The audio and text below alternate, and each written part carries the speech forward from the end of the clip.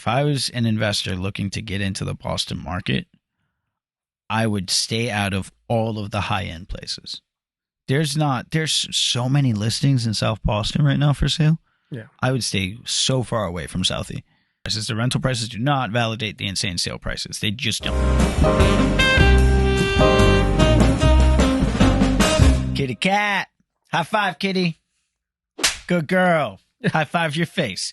Welcome back, everybody. It's Israel Valone and Adam Femino. How we doing? Of Popular Properties, here to bring you guys the 2023 annual report. This is the second time we're filming it. We kind of messed up the first one. So, what's funny is that we were like, hey, maybe hopefully the first and only time we got to film this shit. And what happened? We had to end up filming it again. Yeah. But, we're back at it, trying to bring you guys some content, some information. So today we'll be looking at the year 2023, the year of our Lord 2023. Yes. And how real estate did in Boston, which surprising news, guys. There's surprising news. But first, a little word from our sponsors. Yes, before we sponsors the cat's ass. Before we get to all that, I just want to mention a couple of things that are Wait, no, I mean the actual sponsors, man. Like who? My cleaning company, Clean House of Rose. If you need a home cleaning, let me know, and we'll get somebody over there for you. And then secondly is the Popular Renovations or something like that. Hold on. We'll be right back while we find the name of our sponsor. And we're back. So that sponsor that we forgot was Popular Home Improvement. Indeed. New general contracting company specializing in home repairs and improvements. And renovations. Yeah. Holla at them if you need a fixing of some sorts or improvement of some sorts to your home. So, yeah, that's our sponsors. And now, back at it. Dun, dun, dun. So we're going to start the day off with some local news. Adam, take us. Yeah, it's a couple kind of real estate related local things in Boston area. First off, again from our friends at buildup.com, there is a proposed plans for a 240 unit residential building in Allston, which isn't really much news, but it's a 250 Everett Street because they're just popping up in Allston everywhere. But it was like a very so many of them. Underutilized parcel of land, so almost like just under 2 acres, and there was just a couple of vacant buildings there. So it's like at least it's nothing that is going to become something. Although affordable, probably not. And then actually sticking in Allston, it is official. The old Great Scott, the venue in Allston on Com Ave. It was officially converted and opened as a Taco Bell cantina. Get the heck out. Yeah, so I've had so much fun at the Great Scott. Yeah, so it's kind of a sad time. I mean, Great Scott itself closed a couple of years ago now at this point, but now there's a Taco Bell that serves alcohol till 3 o'clock in the morning. So, all right, well, we're going to be sure to end this video with that Great Scott thingy from The Office. I don't know if you know about it, but I'll put Great Scott. That does suck, man. That's terrible. Yeah. I mean, like, how many more music venues are there? There's Paradise and Brighton Music Hall. Yeah, how long there's till those go away? Some other music venues open, but they're like the huge, Rover, huge ones. Roadrunner and MGM Music Hall. They're like huge. They're just like it doesn't exactly feed like the smaller local music scene and art scene. But yeah, can you picture being like a local band playing in that? Like you, it feels very empty, but we have a very large fan base. It's here, exactly. But this place is empty. This sucks. Yeah, and it's tough. You can't even play there unless you're on a bill with a larger act anyway. So, But Great Scott's closed. O'Brien's is still open. There's a couple of small little places, but doesn't look too great. Midway Cafe and JP is still going. But anyways, yeah, just a couple little nuggets of news in the Boston area. We'll just focus on Allston today. There's happened to be two little things that popped up there. So, I was driving by on Cambridge Street the other day. And there's like a little intersection that leads into Lower Allston, like right over the bridge, like over the Mass Pike Bridge. Yes, there's a little intersection. Footbridge, yeah. Dude, there's like a corner lot. So it's much like the building that we sold, 150 Hancock. It's a corner lot, so it's like a triangle lot. Yeah. And they're putting up a building on it, and it's insane because it's like the parcel of land just is so tiny. There is I want to say 3 or 4 phase project done by, I want to say, City Realty in their development part of their company, and it's all focused in that area of Boston. That one little spot that's being kind of gutted out right now is like phase one, and it goes up Cambridge Street, and it kind of opens it up too, so it'll be kind of like footpaths and little courtyards in the middle. And then there's the old Jack Young Auto Parts building kind of on top of the hill there in Cambridge Street that will eventually be part of the phases too. It's I want to say 5-6 year process. Yeah, or more. I'm sure it's going to take a while, but I mean, like, it's much needed. That area is kind of ugly. Yeah. And, no offense to anybody who lives out there. I saw. Well, it's not even like residential. No, there's a couple of them have It residential. doesn't look pretty. areas, Yeah, there's a whole strip of like brownstones, right? So those brick buildings attached. Yeah. There's a whole strip of them. Yeah, I remember we had somebody at Boardwalk back in the day who owned one of them, and it was terrible. It was like, yeah, I've taken some tours of some of them, and it honestly just looked like a horror movie would be filmed there. Like old, like kind of factory type setups, just that abandoned is where buildings. horror movies. Like when you talk to like Emerson, like students who are doing like project, student project films, that's where they film their horror movies. I was dude. saying, either film a horror movie in there or film like a really cool music video. It was like really, really kind of cool in there, but like run down and abandoned, like old conveyor belts that were rusted and covered in cobwebs that, because they used to produce auto parts there, and there was all these little elevators and pulley systems and elevator shafts. It was like kind of cool, but like just sitting there doing nothing. So, what was that place that used to be dope? Rug Road. Rug Road, yes, it was. God. After hours music and everything. Yeah, that, that a lot of fun. That has. Well, I know a good portion of that area has been torn down, and if it's not, some of it has not yet, it's going to be part of that phase where they can just kind of. Yeah, I imagine that entire strip of Cambridge after Harvard is going to be redone and made to look a little bit more like that new complex. Yeah, exactly. Yeah, I saw the plans, the original plans. They probably have changed because this is probably it was pre-COVID. I was working at a different job at the time and working with the Main Streets communities and the boards of trade, and got to see a presentation. It's probably got to be 5 or 6 years ago now when they first proposed the plans, but now it's underway, and I'm sure some things have slightly changed, but it's going to be quite the facelift in that area. Damn. Yeah. Well, that's good. That's very, very good. All right. Well, that's our local news. As I scratch my belly, that's our local news, and we'll be right back with more information and stuff. I want to like double check and make sure that the audio's good. All right, we're back. Everybody, we're back. Yay! Yeah, I guess we can get into some of those some of those reviews for the last year. Pesky figures. The figures. Let's figure it out. The pesky figures. All right, sweet. Yeah. So let's start off with single family homes. We're going to do something different this time. We are going to look at the changes in asking prices as well. Now, for those of you who have seen this before, you know that we don't care what people are asking. The person who determines the actual value of the home is the buyer who ends up paying for it. So a seller could be asking whatever they'd like. But if it's unrealistic and the market doesn't, dictate that it's valid, it's not going to happen.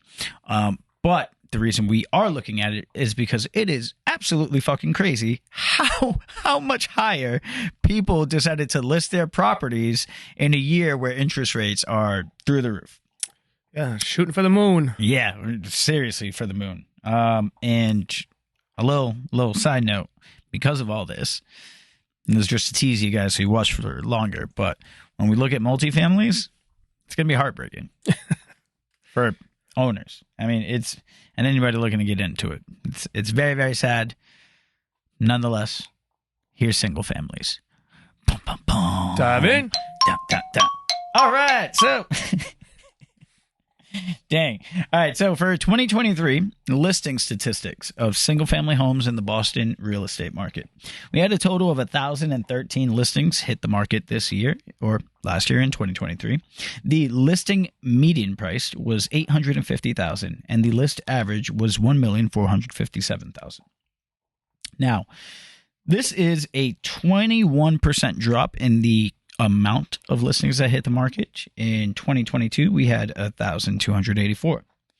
Now, the median price actually increased year over year by 6.25% from $799 to the $850 that we mentioned. And the average price increased by a whopping 24% from $1,100,000 in 2022 to $1,457,000 in 2023. Which is what you were referencing about what people It's fucking were asking insane. for. Yeah. Insane. Why would you think that you can ask for that much more?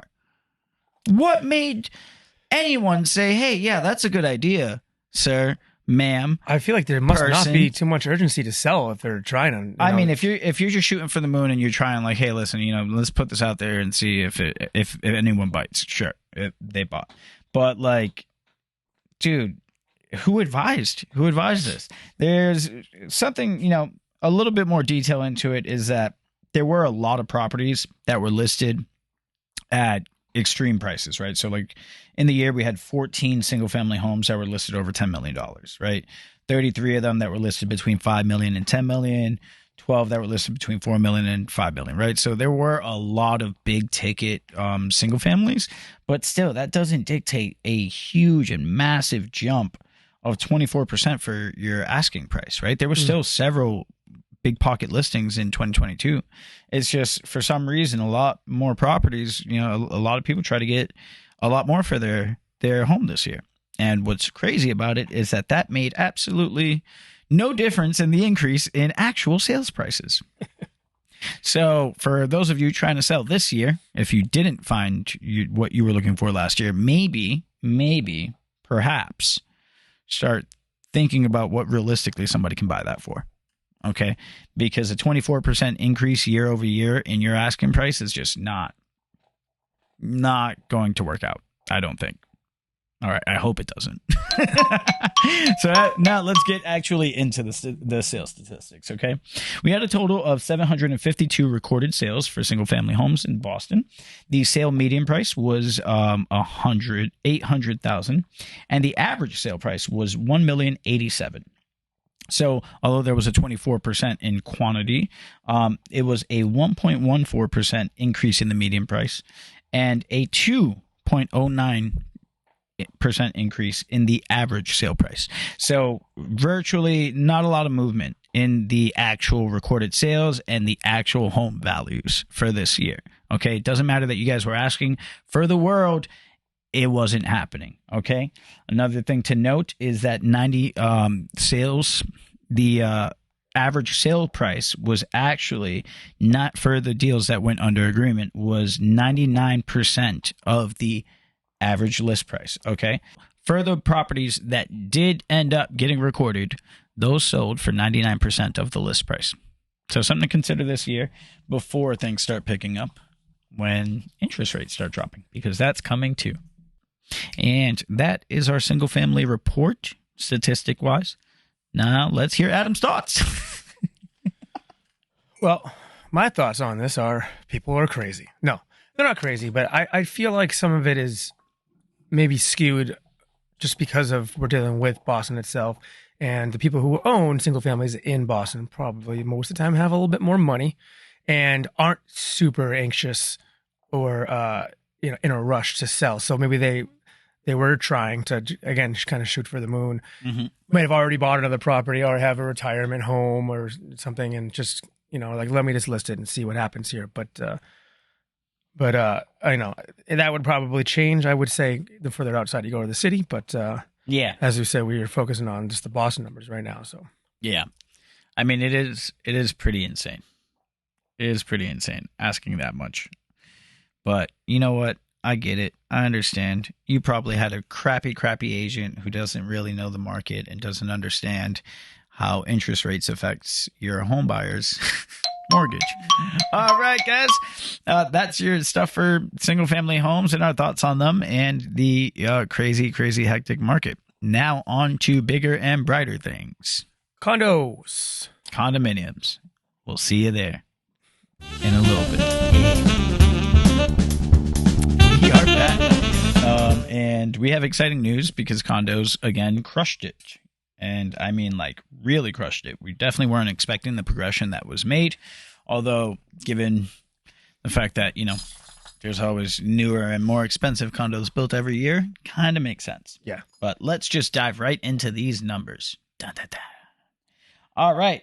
Listing statistics for condominiums in the Boston real estate market for the year of our Lord, 2023. All right. So, listing side, we saw 5,401 listings, condominium listings, hit the market with a list median price of $839,000 and a list average price of $1,374,000. Now, this is a 19% drop in the quantity, but a 9.6% increase in median price and a 16% increase in average asking price. Now, not as bad as single family homes, right? Single families increased in the average by like 24%, right? So this isn't as scary as that. And not only that, but buyers actually validated this price. Yes, they validated it. The sales figures are holding weight. Again, I don't know why. I don't get it, but it is what it is, guys. So you guys out there who bought last year, let's look at the sales statistics. Total of 3,571 sales transactions for condominiums in Boston. Sales median, $750K. Sales average, $1,096,000. So that's even higher than the average of the single families. Yeah. So in those, 20% drop in the quantity year over year for sales statistics. Median price increased by 3.5%. Average sale price increased by 11.44%. So there was actually validated increase in home prices. It wasn't just owners asking for more, buyers paid more as well. So that's phenomenal news for the condo market. One thing to definitely, just keep in your mind and take note of is that a huge portion of this is the fact that a lot of new developments were completed last year. Yes, a lot of new developments were completed last year, and those developments had very, very high prices. This does not mean that your condo, right? Say you bought a condo in Hyde Park. This doesn't mean that your condo is worth increased $1 million. by 11% and more. worth $1 million. Yeah, it's worth $1 million.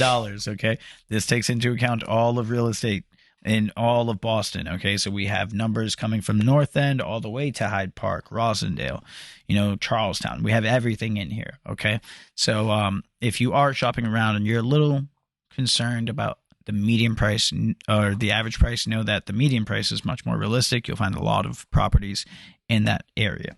That's our report for condos in Boston. Sorry, I pointed over there. Don't know why I'm pointing at you guys. That's our report. Yeah. Oh, damn it. So Adam, condos make him nervous. It's okay. It's because they're so weird. Yes, no, they are weird. It is strange how they have just kind of managed to kind of stay afloat compared to our other categories. They're the only sector that struggled in 2020. Yeah. Right? Because everybody wanted to abandon condos and go and get more space, and now they're fucking...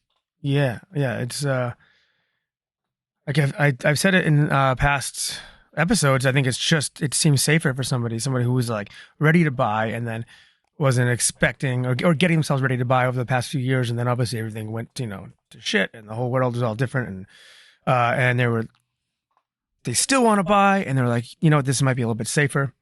Maybe just to get their foot in the door to, maybe invest in multifamilies or something later on when the market kind of switches around. But then also for the sellers, for those multifamilies and single families with those interest rates kind of, either asking for the moon or don't want to sell. Yeah. So this is kind of like, the Goldilocks and the Three Bears. Goldilocks it's zone, just right. Somewhere in the middle, Well, I do like condominiums in the sense, like, if you're looking at an investment and you're comparing, okay, I'm going to either buy a condo or I'm going to buy a single family because I can't deal with having a multifamily for some reason, right? The good thing about the condominium is that you don't have the maintenance overhead that a single family will have, right? Like single family, you have to be cautious of the exterior of your roof, your siding, all that stuff. Yeah. Like when you're doing a condo, the only thing that you have to be concerned about is the interior, which is very, very less expensive. Yes. It's far less expensive than, having to do a single family home. So when you think about like HOA fees, right? HOA fees are pretty much the same thing that you would do in a single family. In a single family, you would want to put away a certain amount for reserves in the event that you do have a major ticket repair that you have to do, right? So even if you have a single family, you should be paying homeowner association fees to yourself. All right. If you have any questions about that, you can book a consultation with one of us and we'll walk you through it. But yeah, condominiums are definitely a little bit easier for the first time investor who especially an out of town investor. Yeah. It's far easier for an out of town investor to have a condominium than a multifamily or a single family. And if they don't have a management going in there, right? Correct. So, yes. Yeah. I think maybe that's what it is. Who knows? But either way, condos are, you guys are doing great. Condominiums, you guys are doing great. You're killing it. You're crushing it. Keep on doing you, baby. We have faith in you. I don't know why we do, but we do. It's all we got right now, man. It's all we got. I mean, also, it's the only one that had major progression year over year. Because now we got to talk about multifamilies, and that shit sucks. Oh, now we just got to let everyone down. Yeah, I'm just kidding, guys. The buyers are going to be very, very happy, okay? And people who are looking to get into it are going to be very happy, hopefully pretty soon. Yep. But we do have some news for multifamilies that we'll get into when we come back after a word from our sponsor. Do you have a dirty home? Do you need somebody to do the cleaning for you because you're lazy? Or perhaps busy. Or, busy, not lazy. Then hire Clean as a Rose, LLC. Well, what about those landlords that have some turnover between tenants? Yeah. If you have empty spaces in your units, someone's moving out and you need, your place clean, talk to Clean as a Rose, LLC.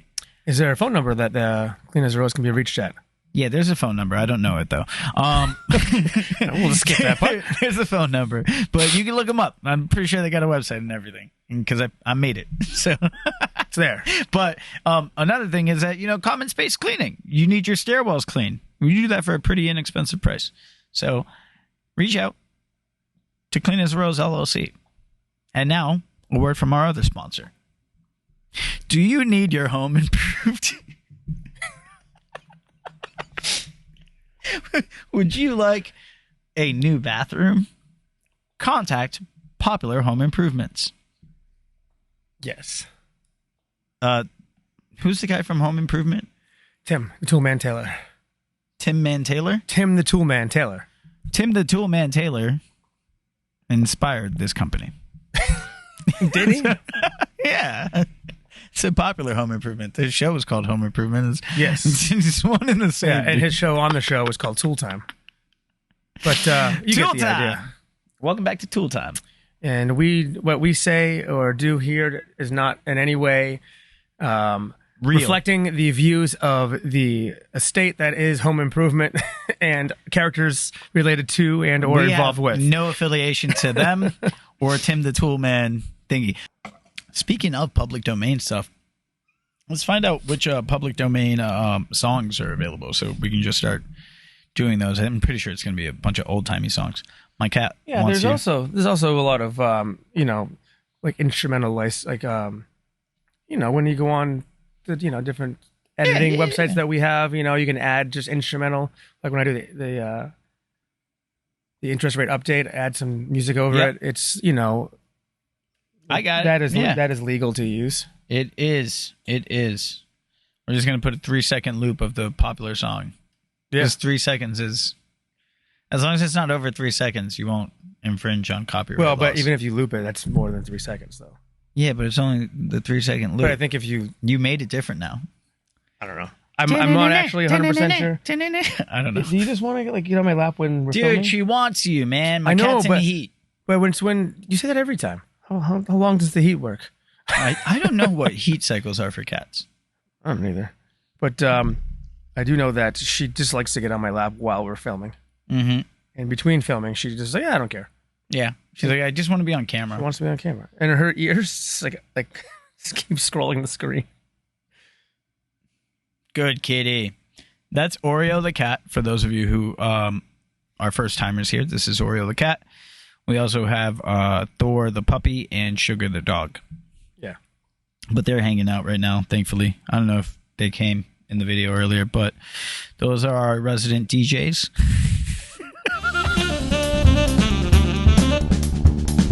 And we're back with multifamilies. Yes, we're back with multifamilies. All right, seriously, let's start with the multifamily stuff. I'm sad about the state of multifamilies in Boston, Massachusetts. It's not looking great to be a first-time investor in Boston. The home prices are so high that even when interest rates drop, it is likely you can still lose money owning a multifamily every single year. As is right now, there's about 51 3 and 4 families available in Boston. And out of those 51 listings, about 7 of them make money every year. The rest of them are losing thousands of dollars annually. I was looking at a listing today in Alston. This guy, Stefan, your agent sucks and hates you. They bought it for $2,100,000, and they financed only $1,100,000. But even still, they bought it at the end of 2022 when interest rates were about 6.4. They were still losing like $1,200. Jeez. They were still losing $1,200 because it's a 3-family in Alston for $2,100,000. It has a 3-bed, a 4-bed, and a 4-bed. So all in all, it can make about $12,000. But your overhead is like $15K. So you're just losing a crap ton of money. And this is the case with almost every multifamily. This used to only be the case with like 2 families, right? Where 2 families would just operate like maybe exactly out of one DSR. But now it's the case with 3 families and 4 families. It's just not good. It doesn't look great. Interest rates are far too high. Kitty, you want to say something, Kitty? Fuck those landlords. Oh, wait. Kitty. Dude, don't. Sorry, my cat. I don't know. She's mad. She's mad at the ridiculous pricing that's going on and thinks that apparently there needs to be a severe price adjustment for multifamily homes because even though rents are through the roof, they are not paying for themselves. So let's just get into it. All right, let's get into these numbers now that I've said my piece. All right, listing statistics for multifamily homes in the Boston real estate market for the year of our Lord 2023. All right, listen to statistics. We saw a total of 824 multifamilies get listed for sale last year in Boston. The list median price was $1,165,000, and the listing average price was $1,524,000. This is a 20% decrease in the amount of listings we saw year over year, but the median price of those listings actually increased by 1.3%, and the average price increased by 11.14%. So again, owners wanted a lot more for, what they were, what than they wanted in 2022. I just realized that we forgot to say condominiums sold for 100% of their list price. Just so y'all know. There you go. They're the only sector that did that. Call back. Okay. Because for multifamilies, they sold for 97% of their list price. Now, this is the 3rd year in a row that it's been at 97% of list price. Wow. Sale price. So, yeah, I mean, they're just struggling. And it's apparent that this is happening every year. And even more frightening is the sales statistics. So let's get into that. Total recorded sales, 514 recorded multifamilies in Boston last year. All right. So only 514. The sale median price, or median sale price, rather, $1 million. Average sale price, $1,171,000. Okay. That's a 20% drop in the quantity, the amount of recorded sales, with a 4.7% drop in the median price and a 2.7% drop in the average price.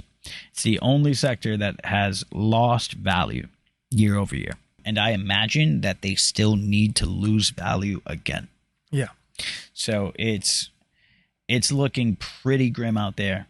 If you were buying as an investor, I don't see why you would want to put your money here unless you're trying to claim some losses. Yeah. Yeah, exactly. So what are your thoughts on that? It's a great time for someone like me who got into this industry during a global pandemic, and now this is happening. It's just it's.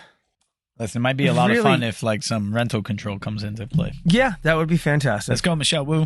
That'd be fantastic. But yeah, no, it's my thoughts are just it's kind of deflating, I guess, when I think about it. But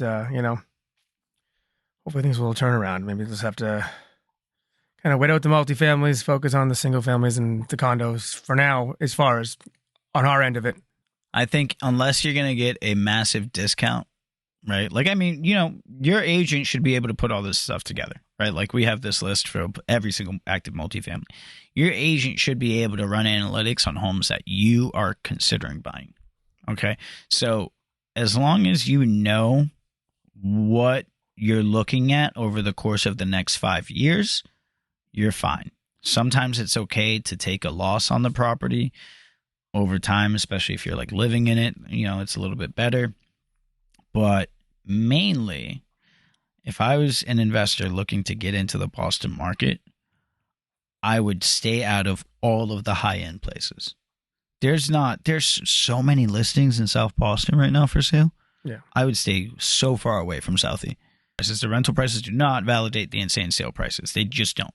I would stay away from the South End. I would be focusing solely on like upcoming neighborhoods that still have some room to grow, where you could still find a multifamily for $800 to $900K. Because paying 1.9 for a 3-family, you're paying $2 million for a 3-family. That's generating what? I mean, $12K a month. That's insane. That's insane. You quite literally have the worst agent to put you in that situation, dude.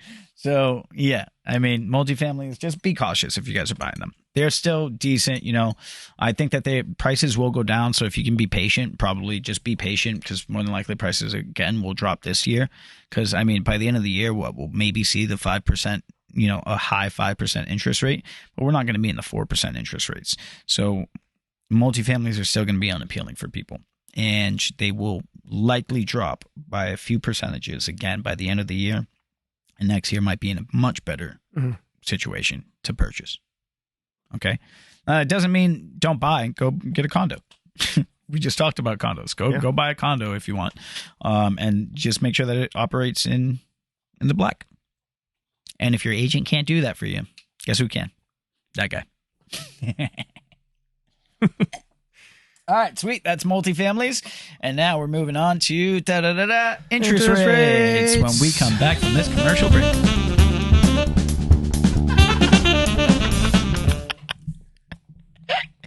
And we're back.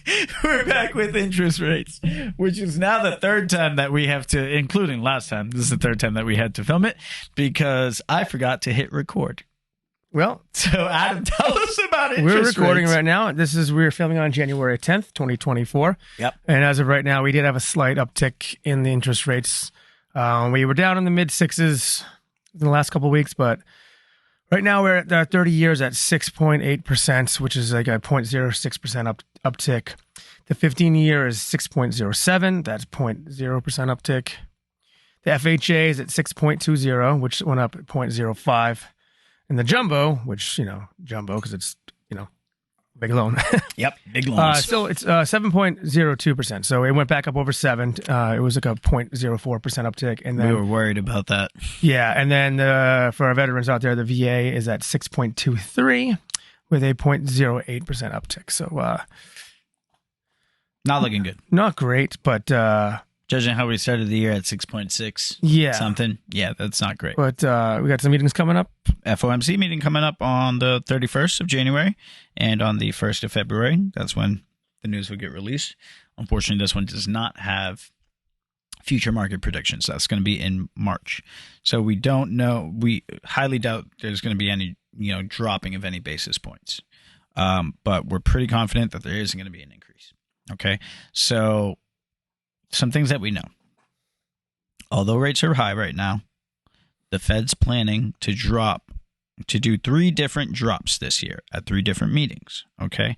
And each of those drops should be by 25 basis points, so 0.25%. So that means by the end of the year, rates should be at least 0.75%, 0.75% lower than they are right now. So hopefully somewhere in either the very, very low 6s or the high 5s. Okay.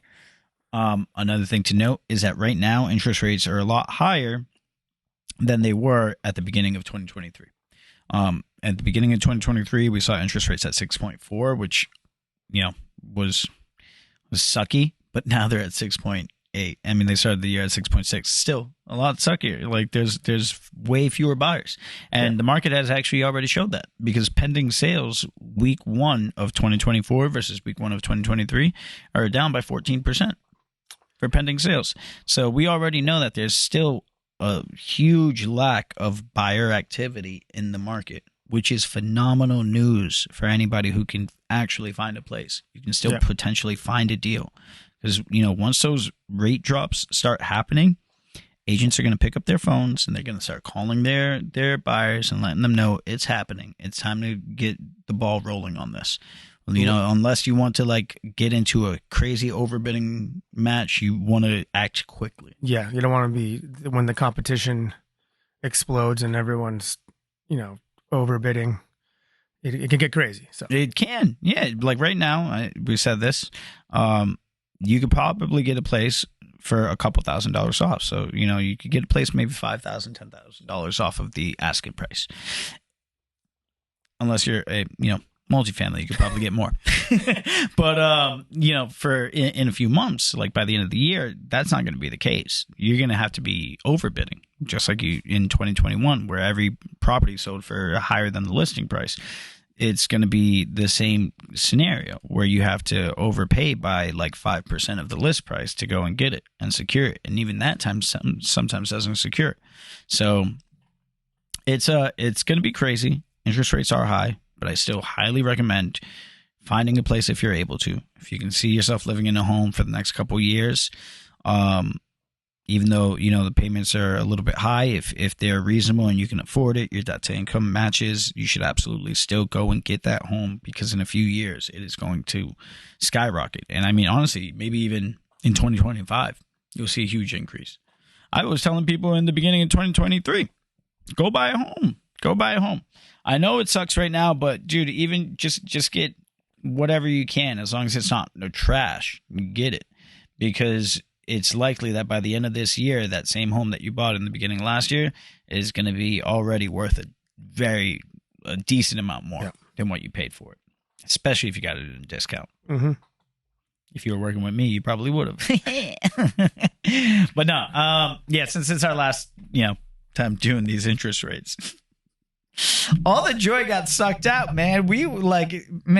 I'm sorry that we didn't record the last one, because the one that we did, because we did this entire segment without hitting the record button, it was so funny. We were laughing. We were having fun. It was great. Just imagine the best thing ever, and that's what it was. That's what it was. It was the best thing ever, but you guys don't even get to see it, because hopefully next time we'll have the best thing ever part 2, but that we actually record it. Yeah. I mean, the day's always brighter, right? Yeah. Unless you're living in Boston. All right, guys. Then it's just gray.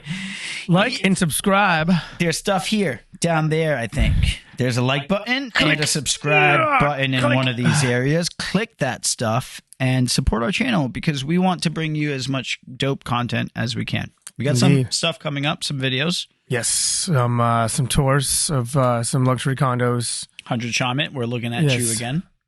And we got the podcast number 5 or 6. Don't know which one, but that's also coming at you again. And some other stuff. Perhaps another neighborhood spotlight coming up sometime soon. That'd be great, man. I mean, I got that new gimbal thingy, and it is really fun, because the one that we did for JP, for anyone who watched that JP video that we did, thank you for not unsubscribing. because it was a little shaky. But It was legit like an old punk rock documentary, like where you had like a group, like a the old school camcorder. roadie following you or Yeah. something like that. Yep. Like, yeah, dude, it felt like that, which I liked. I liked putting it together. It was a lot of fun. Brought me back to like art school days. But yeah. Let's shoot something very, very nice. All right, let's do it. All right, Israel Malone, Adam Femino. and we are out of here. We're out Later, of guys. here. Later. Bye.